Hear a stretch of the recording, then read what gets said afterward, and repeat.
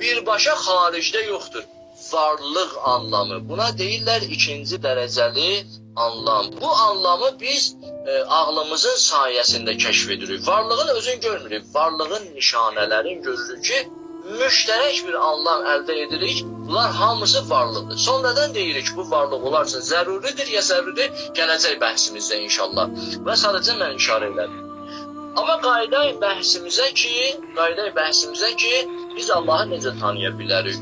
Elə bu izahları verdim buna görə. Əvvəl görək biz bir nəfəri tanımaq istəsək necə tanıya bilərik? İki dənə yol var qarşımızda. İnsan əgər istəsə bir varlıq ilə, bir mövcud ilə tanış ola, iki dənə yol var qarşısında. Birinci yol ümumi tanımaq, ikinci yol şəxsi tanımaq. Ümumi tanımaq, şəxsi tanımaq nədir? Ümumi tanımaq budur ki, o mövcudun özü ilə birbaşa əlaqəyə girmir. Birbaşa onunla rabitə qura bilmir. Onu ünvanlar və anlamlar vasitəsilə təsəvvür edir. Baxın, məsələn, deyirlər, bir nəfər var, Amerikada yaşayır, bu insan çox elmlidir. Bütün insan, məsələn, misal verirəm, Amerikadakı belə adam yoxdur, misal deyirəm. Çox biliklidir, çox ağıllıdır, çox qüdrətlidir. Məsələn, filan işi bələddir, filan işlərdən başı çıxır. İnternet, kompüter sistemində bütün insanlardan bilgilidir. Mən o insanı nəyin vasitəsilə tanıdım? Anlamlar vasitəsilə tanıdım. Anlam. Buna deyirlər vasitəli tanımaq. Amma bir tanımaq da varımızdır ki, vasitəsiz tanımağa deyilir.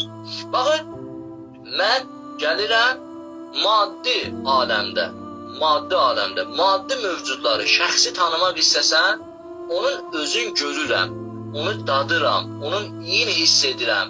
Burada artıq mən onun şəxsi ilə nədir? Əlaqə qururam.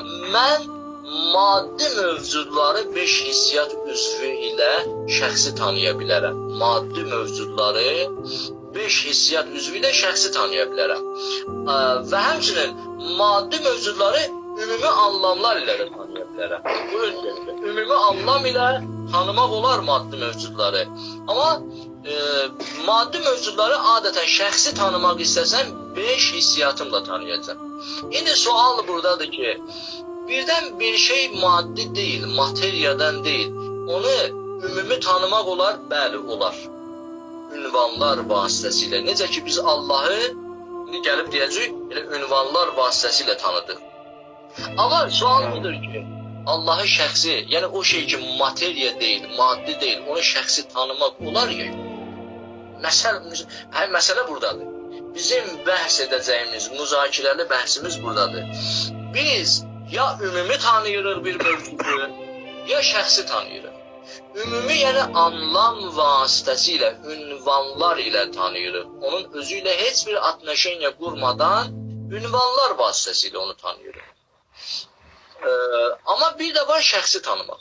Şəxsi tanımaq maddi mövcudlarda, materiyadan olan mövcudlarda, yəni 5 hissiyat ilə ələ gələn mövcudlarda, onları biz şəxsi tanıya bilərik 5 hissiyatın vasitəsilə. Düzdür? Amma yine sual buradadır ki, 5 hissiyat vasitəsilə ələ gəlməyən varlıqları biz şəxsi tanıya bilərik ya yox?